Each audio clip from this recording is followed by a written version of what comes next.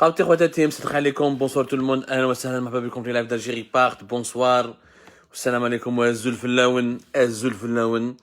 Merci de nous rejoindre chaque soir, chaque nuit, de passer un moment avec nous pour explorer ensemble les dessous de l'actualité algérienne. Merci pour votre fidélité, merci pour les remarques, les suggestions, les critiques que vous nous faites parvenir. Grâce à vous, nous évoluons chaque jour. Ahlan wa sahlan, marhaba bikum.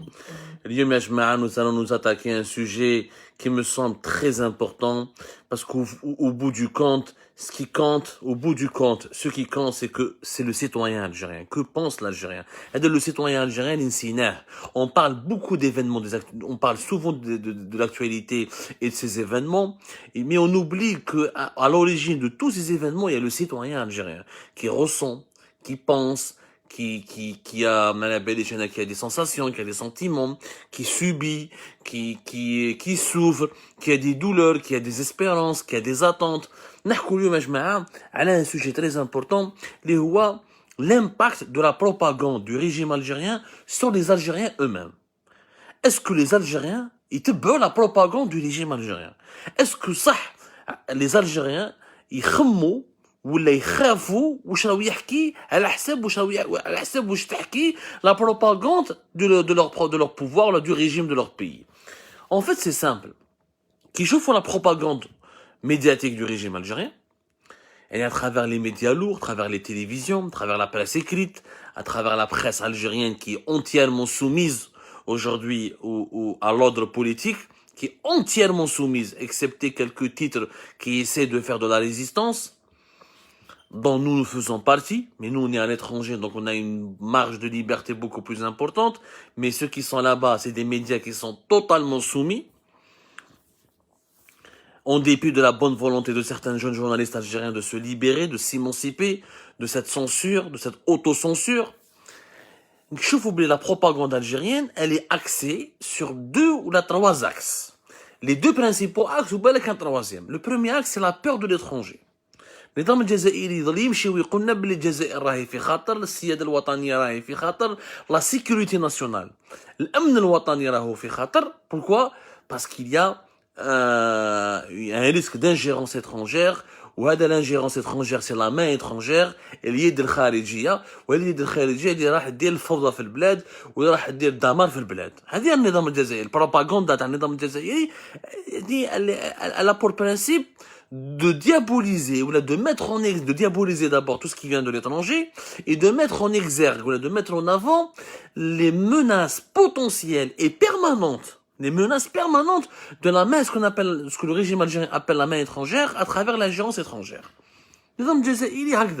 À chaque fois que les Algériens veulent du changement, veulent des évolutions positives dans leur pays, veulent l'alternance au pouvoir, veulent la démocratie dans leur pays, veulent une autre manière de gouverner le pays, un autre mode de gouvernance du pays, ils disent ah là là là là là بس كاين la main étrangère, انت راك مانيبولي، المخزن المغربي، فرنسا، القطر، الامارات، اسرائيل، الكيان الصهيوني والخروط وكذا، ويجبد لك كاع عاد كي تسمع النظام الجزائري. L'Algérie, elle est l'ennemi de tout le monde.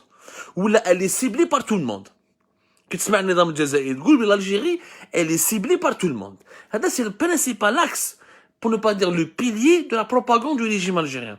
Le deuxième axe, si je tombe, si le régime tombe, ou là, si le régime chute, ou là, si le régime est amené à partir, ça sera la désolation, ça sera l'enfer en Algérie. Qui me dit après moi le déluge. النظام الجزائري يمشي ويهضر، يمشي ويخمم، يقول لك لا لو كان كاش ما يصرالي النظام الجزائري كان نطيح، لو كان الدوله اللي تطيح، هما دايرين في بالهم هما الدوله، يعني الدوله هذه ولات ان بيان بريفي. Le système considère que l'État c'est lui. Il ne se considère pas comme un système. C'est-à-dire ils ne se considèrent pas comme étant des clans, des gens qui sont provisoires sur cette terre, qui sont appelés à disparaître un jour, qui sont appelés à mourir, qui sont éphémères. Non, eux, ils s'identifient à l'État algérien. L'État algérien, c'est leur bien. C'est leur bien privé. L'État va s'effondrer. Donc, leur départ, ils le lient directement à la disparition ou l'anarchie grandissante qui va régner en Algérie. Carrément, c'est du chantage.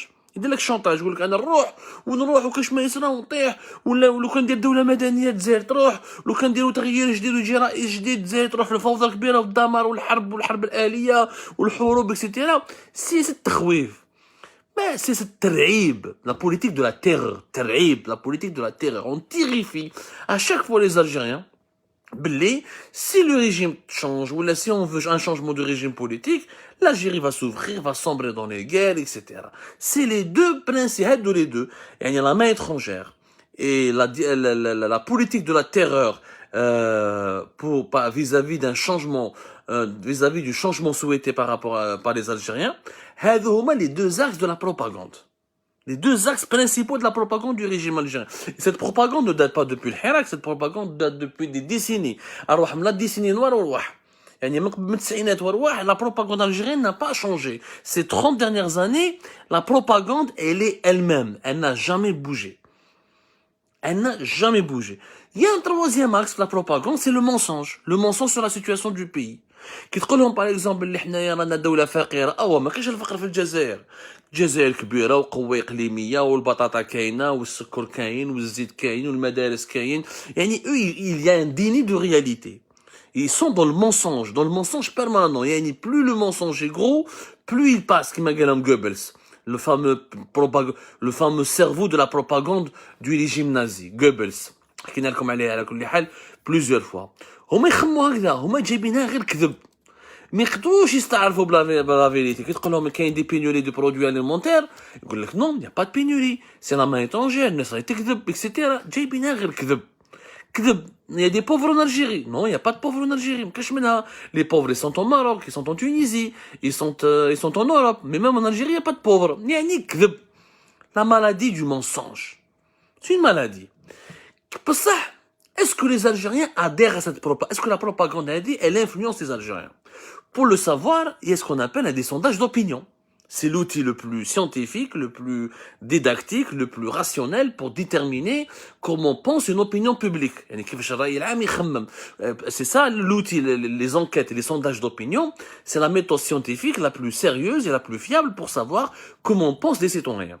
Ou que pensent les citoyens d'un événement particulier. En Algérie, malheureusement, on n'a pas d'institut de recherche. Il y a quelques instituts, Orba Institut, Écotechnique, quelques instituts privés qui essayent.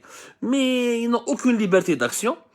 Parce qu'un sondage d'opinion, il est cher à commander, il est cher à financer.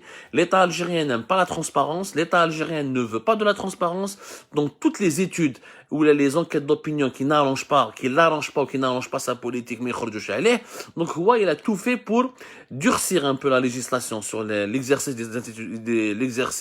des instituts de sondage, où la vie économique en Algérie, elle est tellement sous-développée, elle est tellement archaïque, que les entreprises ne commandent pas réellement beaucoup d'études et d'enquêtes d'opinion. La majorité écrasante des enquêtes d'opinion les plus fiables et les plus originales, ils viennent des organismes étrangers. Des organismes étrangers, c'est des pays, qui mènent l'Union européenne, qui financent régulièrement des instituts étrangers pour faire des études sur le marché algérien et pour cerner ce que pense l'opinion publique algérienne, ou là c'est des universités étrangères, des ONG étrangères, des sociétés étrangères qui financent ou là qui demandent des études d'opinion pour essayer de comprendre comment l'Algérie se situe par rapport aux grandes tendances mondiales et internationales. حنايا نخدموا في Algérie part avec un organisme universitaire qui s'appelle l'Arab Barometer. L'Arab Barometer ou l'Arab Barometer كما بالانجليزيه l'Arab Barometer.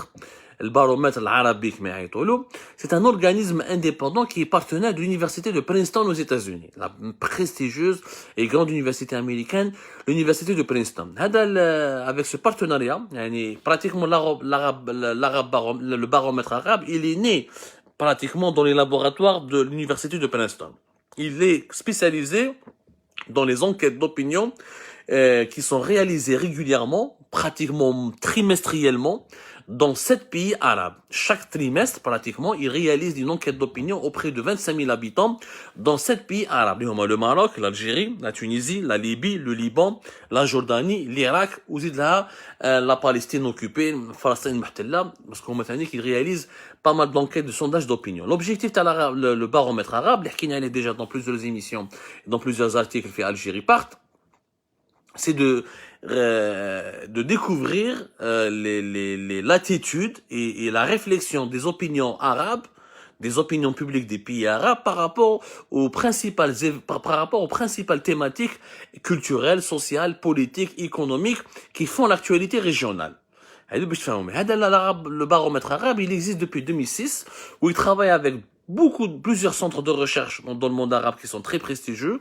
Une idée, l'Arabe Baromètre, il a un partenariat avec le centre d'études stratégiques de l'université de Jordanie à Amman. Il travaille le centre palestinien de recherche sur les politiques et les enquêtes à Ramallah. Il travaille avec le Social and Economic Survey et Research Institute de l'université du Qatar à Doha. Il travaille avec le One-to-One for Research and Polling Institute في تونس. وعنده ثانيك il est piloté par deux grands chercheurs américains منهم Mark Tesler de l'université de Michigan ou Amani Jamal qui un citoyen qui est un arabo-américain, un américain d'origine arabe qui est de l'université de Princeton. C'est des rapports, c'est des enquêtes très sérieuses.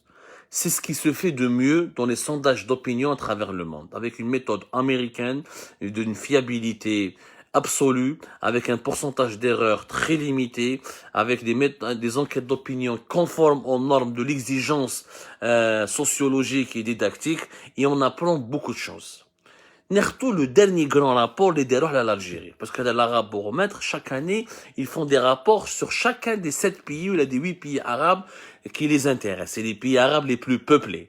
Qui m'a l'Algérie, qui m'a l'Égypte, qui m'a la Jordanie, qui m'a... Mais les pays du Golfe sont beaucoup moins peuplés, comme vous le savez. Mais allez, neige. Où chez Colonna à l'Algérie, par exemple?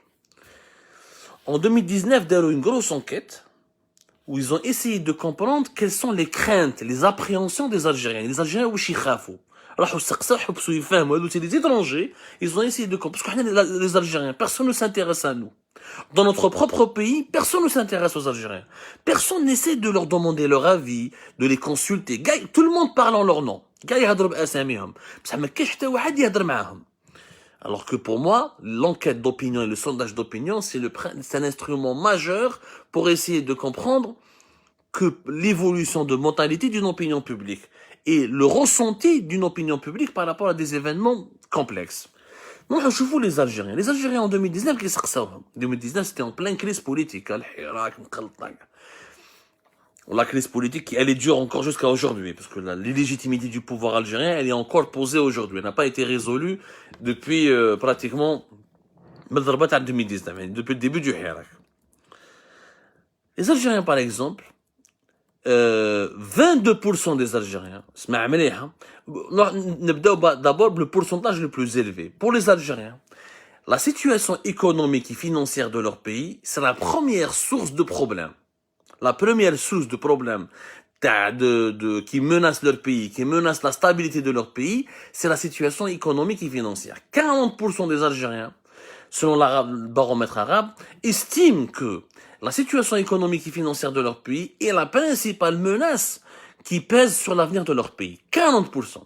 Membad, c'est 22% des Algériens estiment que c'est la corruption, rachwa, qui menace la stabilité du pays ou qui menace la sécurité du pays. En premier lieu, la situation économique et financière, où 40% des Algériens elle menace la stabilité, elle menace l'avenir de notre pays, et est la première source, de danger pour notre pays. De la corruption, ils sont 22% à estimer que c'est la deuxième source de danger et le principal défi pour l'avenir du pays. 19% des Algériens, ils redoutent une détérioration de la qualité des services publics. Le transport, la santé, l'enseignement supérieur, l'éducation, les écoles, les infrastructures publiques, l'État, les mairies, les communes, les wilayas, des services publics. 19 millions de Jazairiens خايفين من la problématique des services publics. Hamlik les trois premières et principales craintes. La situation économique et financière, la corruption et la mauvaise qualité des services publics. Les trois craintes des Algériens, selon lesquelles il y a des craintes qui alimentent leur appréhension par rapport à l'avenir et qui sont, c'est les principales menaces selon les Algériennes et les Algériens contre la stabilité de leur pays. Qui nous rejoint l'ingérence étrangère. 3% uniquement des Algériens craignent l'ingérence étrangère. 3% من الجزائريين خايفين من التدخل الأجنبي. 3% هذا ما كان.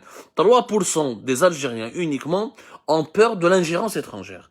2% ont peur de la menace terroriste et 2% ont peur de l'insécurité. 2% de l'insécurité, 2% d'une menace terroriste et 3% d'une ingérence étrangère. يعني كي تشوف لا بروباغندا تاع النظام الجزائري durant ces 30 dernières années où كان يسوق لنا l'image d'un pays menacé par les puissances étrangères, menacé par Israël, menacé par le Maroc, menacé par l'Europe et la France, menacé par la Belgique, par les pays du Golfe, menacé par le Qatar, menacé par les Émirats. Les Algériens n'ont jamais cru à cette propagande. Ils n'ont jamais adhéré à cette propagande. La preuve, il n'y a que 3% d'entre eux qui pensent que le pays il risque ou là est menacé par l'ingérence étrangère. 3% qui jouent pratiquement, ça représente 3%, c'est proche des 5% habituels qui votent régulièrement. يعني qui participent aux élections locales, aux différentes échéances électorales. On a plusieurs fois, donc ils chauffent les derniers résultats dans les élections législatives de mai 2021, ou qui chauffent le référendum sur le en novembre 2020 sur la nouvelle constitution, on chauffe le nombre des bulletins qui ont été votés, des bulletins nuls, le taux de participation, le nombre des personnes qui ont voté réellement, on se retrouve à 5% de la population algérienne. Et c'est le corpus du pouvoir algérien. La population, 5% des Algériens qui sont les partisans du régime algérien. En effet, dans les 45 millions d'habitants, il y a 5% des Algériens qui soutiennent corps et âme le régime algérien et qui exécutent tout ce qu'il leur dit de faire. Comme ça, Belmia. Donc, c'est des chiffres qu'on peut d'ailleurs, c'est des chiffres qu'on peut conclure à travers juste les taux de participation et le taux des personnes, des votants. Quand même les bulletins nuls, il y a beaucoup qui ont participé aux 2 dernières élections et qui ont donné des bulletins nuls. Les bulletins réellement qui ne sont pas des votes blancs, des bulletins votés, on trouve à peine 5% de la population algérienne. من 5% من la population algérienne, 3% ils craignent l'ingérence étrangère. والله اللي في de la propagande. معناتها الشعب الجزائري راهو في واد والنظام الجزائري بالبروباغندا تاعو راهو في واد اخر. C'est-à-dire que les Algériens n'ont absolument pas subi de manière significative l'effet de la propagande médiatique dans leur pays. C'est-à-dire que les Algériens, dans leur mentalité, dans leur façon de voir les choses, ils ne sont pas influencés par la propagande du régime algérien. Les Algériens pensent en premier lieu à la situation économique de leur pays, ils ont peur de l'impact de la corruption sur la stabilité de leur pays et sur leur quotidien, ils ont peur de la mauvaise qualité des services publics. هذوما les 3 préoccupations majeures. ما كاين حتى علاقه مع l'ingérence étrangère ولا مع التيروريزم ولا مع الانسيكوريتي. Les Algériens عاشوا التسعينات، عاشوا الارهاب، على بالهم واش معناتها الامن الوطني وقيمه الامن الوطني والامن القومي. ما كاينش مشاكل امنيه في الجزائر. ما عندناش حركات تمرديه، ما عندناش حركات جهاديه. Les Algériens, c'est parmi pratiquement dans tout le monde arabe et musulman, les Algériens ont été les moins nombreux à rejoindre Daesh lors de 2015, 2016, 2017, lors des années 2014, 2015, 2017, les années de la propagande de l'État islamique, de Daesh, quand ils voulaient absolument recruter des soldats de tout le monde musulman pour essayer d'asseoir son pouvoir sur une partie du Moyen-Orient et pour se propager jusqu'à la Libye. Les Algériens, ils ne sont jamais tombés dans ce piège. Pourquoi? Parce qu'ils n'ont jamais eu peur pour leur pays. Parce que les Algériens ne sont pas des extrémistes. Contrairement à l'image qu'on fait de l'Algérien, c'est un extrémiste, marlour, quelqu'un qui n'est pas instruit, quelqu'un qui est fanatique. Ce n'est pas vrai. Ce n'est pas vrai. L'Algérien, il est très conscient. Et les enquêtes internationales, les enquêtes des études d'opinion internationale le démontrent. L'Algérien ما يخممش على حاجة اللي ما فيهاش فايدة. L'Algérien ما تلعبلوش. خلاص l'Algérien ولا فاهم. خلاص il a l'esprit critique. Pour lui, le problème c'est la situation économique et financière. Il a totalement raison. À quoi ça va servir?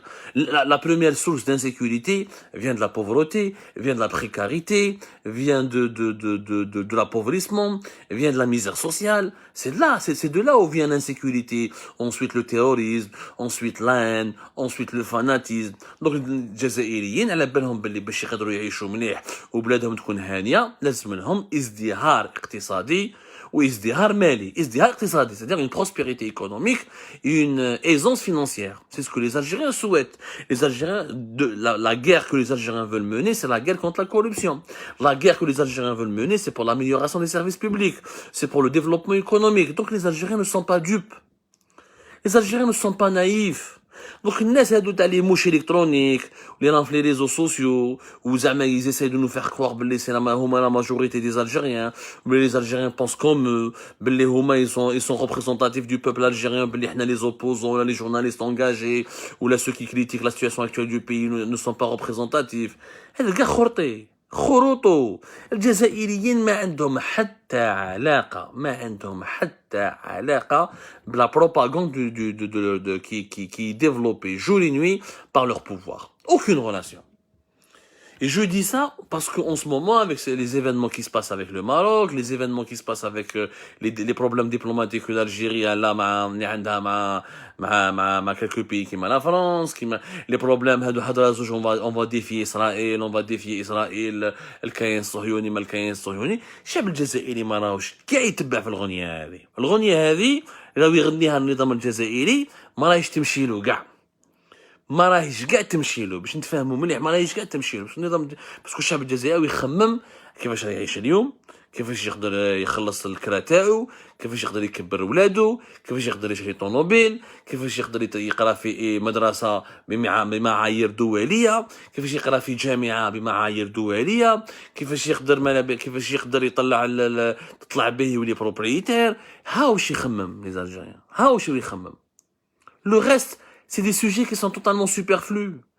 Il y a l'ingérence étrangère, où Israël va nous attaquer, où les sionistes sont en train de comploter contre le pays, où حكاية Rachid, où حكاية Al-Mak, où حكاية des mouvements séparatistes, ou les mouvements djihadistes, où ils veulent détourner le pays, ils veulent faire des attentats en Algérie.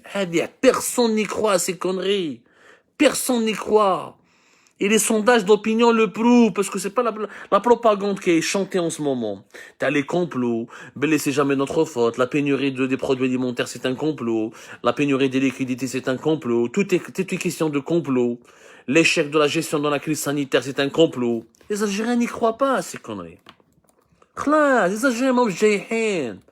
بالاخر باش نهضروها مليح, هادو الناس راهم يسوقوا الصورة باللي الجزائريين ما يعرفوش صوالحهم, باللي لي زالجيريان راهم راكدين, لي زالجيريان الريح اللي يجي يجيبهم. هذيك خلاص, الشعب الجزائري ماشي الريح اللي يجي يديه.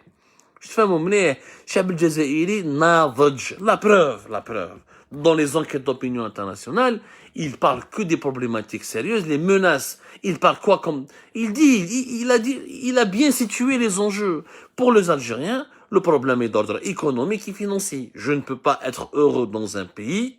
Oui, je ne peux pas gagner dignement de ma vie. Je ne peux pas être heureux dans un pays. Oui, je ne peux pas travailler correctement. Oui, je ne peux pas payer mon loyer, manger à ma faim, avoir ma propre voiture. C'est la situation économique qui préoccupe les Algériens. Les Algériens qui خرجوا في الحراك ما خرجوش باش يطالبوا غير بالعهدة الخامسة وخلاص. Ils ont voulu créer, ils ont réclamé un autre système politique. Ils ont réclamé un nouveau mode de gouvernance du pays. Ils ont réclamé un nouveau système de gouvernance de leur pays qui peut leur permettre de développer économiquement leur pays, de vivre dignement dans leur pays, de ne pas être contraint à la harga, de ne pas fuir massivement le pays pour pouvoir vivre dignement. هاوش كانوا يطالبوا الجزائريين يا جماعه. ما طالبوش غير رايحين بوتفليقه, رايحين النظام. علاش يقول لك رايحين النظام؟ علاش يقول لك دوله مدنيه ولا ماشي عسكريه؟ باسكو الدوله المدنيه تقدر تجيب لهم الازدهار الاقتصادي avec un état civil où il y a des vrais compétents qui dirigent le pays avec des stratégies rationnelles basées sur la défense de l'intérêt général, ماشي la défense de l'intérêt clanique, l'intérêt particulier au détriment de l'intérêt général, ou l'intérêt d'un groupe de personnes qui prennent en otage le pays dans un état réellement civil L'Algérie pourrait créer des emplois, pourrait créer des logements, pourrait améliorer la croissance économique, on pourrait avoir une monnaie beaucoup plus stable et beaucoup plus forte, on pourrait avoir beaucoup moins de pauvres, on pourrait lutter contre les inégalités, on pourrait instaurer une justice sociale. C'est avec du développement économique qu'on peut arriver à ce stade, à réaliser ces objectifs. Mais الدولة العسكرية اللي هضره النهار كامل هما الشعب جيش الشعب جيش الشعب. C'est des slogans. الجيش واش يدير لك الجيش c'est pas l'armée qui peut maîtriser la valeur du dinar. Ce n'est pas l'armée qui peut créer des emplois. Ce n'est pas l'armée qui va gérer des usines. Ce n'est pas l'armée qui va gérer des hôpitaux et soigner les gens et leur garantir un accès digne aux soins. Ce n'est pas l'armée qui peut leur trouver des boulots, des emplois. Ce n'est pas l'armée d'augmenter les salaires des travailleurs, etc., etc.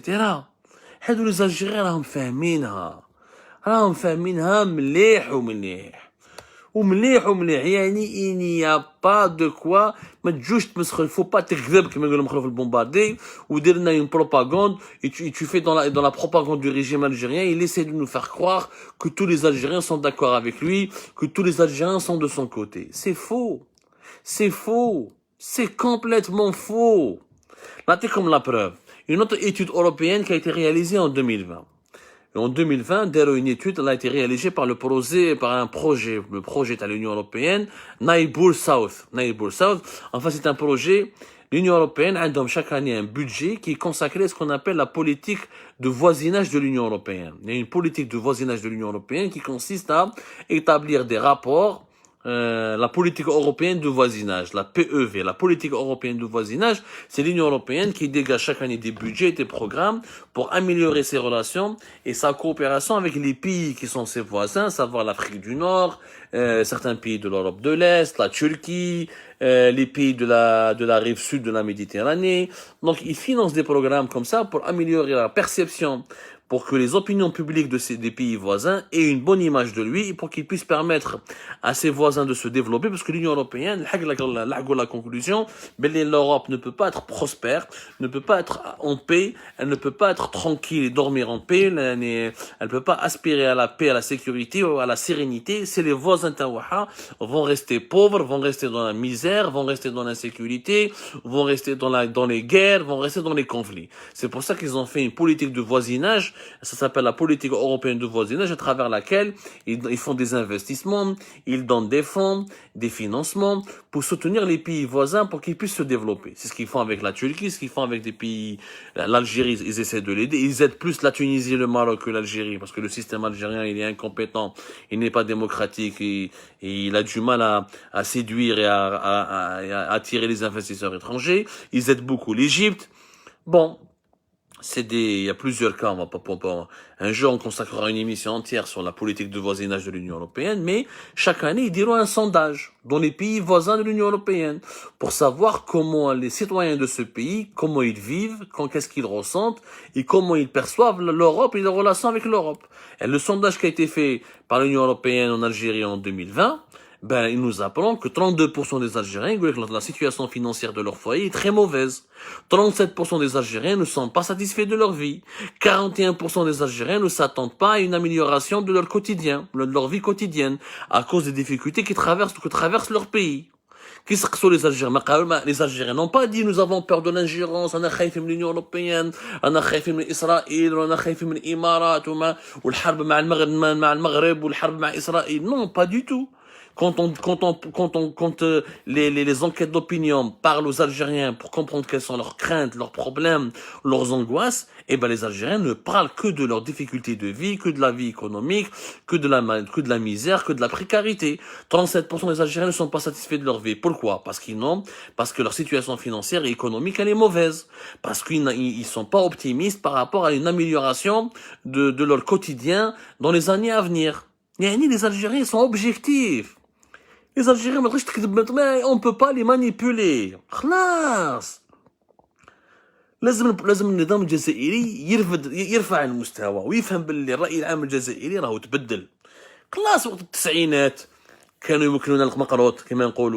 avec tous les mensonges pouvaient passer. Maintenant, les mensonges ne peuvent plus passer. Parce que les Algériens sont jeunes, ils sont instruits, de plus en plus connectés à Internet, ils ont des parents à l'étranger qui leur disent comment ça marche à l'étranger, ils partent à l'étranger quand ils reviennent et ils voient la différence entre leur pays et les pays étrangers. Khlas. Le mensonge a été dénudé. Le mensonge a été dénudé. Et ça ne pourra plus jamais marcher, Ejma. Ça ne pourra plus jamais marcher. Donc, les Algériens n'ont pas peur de l'ingérence étrangère. Ils n'ont pas peur d'Israël. Ils n'ont pas peur du Maroc.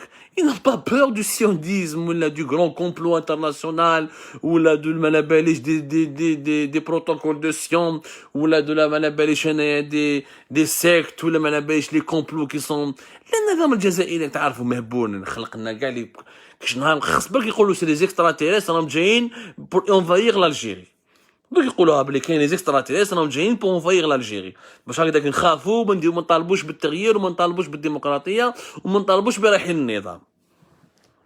Les Algériens ne sont pas naïfs, ils ne sont pas dupes. Et au فاقوا بكم.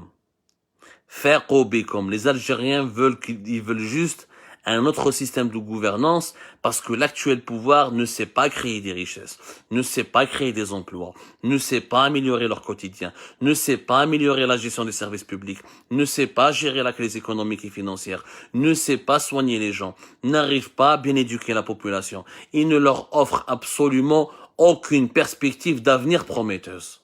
Ouais, parce que nizam fashel, nizam t'as les incompétents, nizam t'as broula.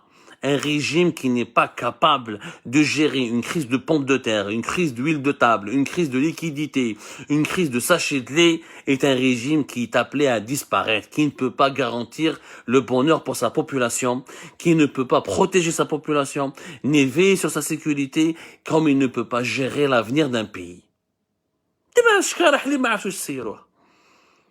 La crise du pain, le pain, tous les produits subventionnés, vous ne savez pas les gérer. La crise de l'huile de table ما عرفتوش كيفاش تسيروها. هما بسياسة الترعيب، سياسة الخوف. Ils nous ont inventé des ennemis imaginaires qui viennent de l'étranger. Ils veulent nous faire croire que nous sommes devenus comme l'Iran, comme la Corée du Nord. لو كان عندنا ضرب نوكليير قال معليش نخوفوا إسرائيل بالضرب نوكليير، نخوفوا les Américains بالارممون بالارسنال تاعنا. حنا واش نخدموا حنايا عجبت ربي؟ Quelle grande armée nous avons, quelle puissance militaire nous avons. Nous achetons des armes tout le temps de la Russie qui nous fourgue des armements dont on connaît même pas encore la qualité réelle. Mais si on avait au moins un programme nucléaire où l'on pouvait menacer, où l'on pouvait faire qu'on pouvait effrayer les Israéliens, ou les Européens, ou les Occidentaux, au moins le régime c'est une dictature, mais ils nous ont donné une place sur l'échiquier mondial. On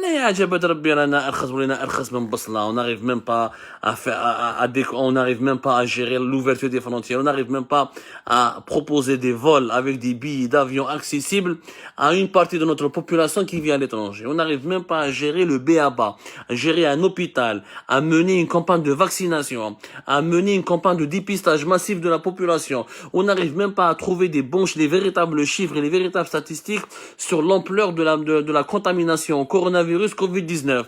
On n'arrive même pas à nettoyer des rues, on n'arrive même pas à gérer le minimum vital, le minimum syndical. Le minimum syndical, c'est distribuer du lait comme il se doit, pour que tout le monde puisse accéder à ce lait, régler la crise de l'eau potable, veiller sur la bonne distribution de l'huile de table. Il y a des produits alimentaires, gérer une supérette, gérer une supérette, et comment réguler un marché économique de produits alimentaires ما قدروش. تخوب هنا يخافوا منا les Israéliens ويخافوا منا les sionistes ويخافوا منا les Européens ويخافوا منا les Français ويخافوا منا les voisins. خلونا من الكذب يا ناس، شبعتونا مقروط. ولي Algériens ما راهمش طنوها.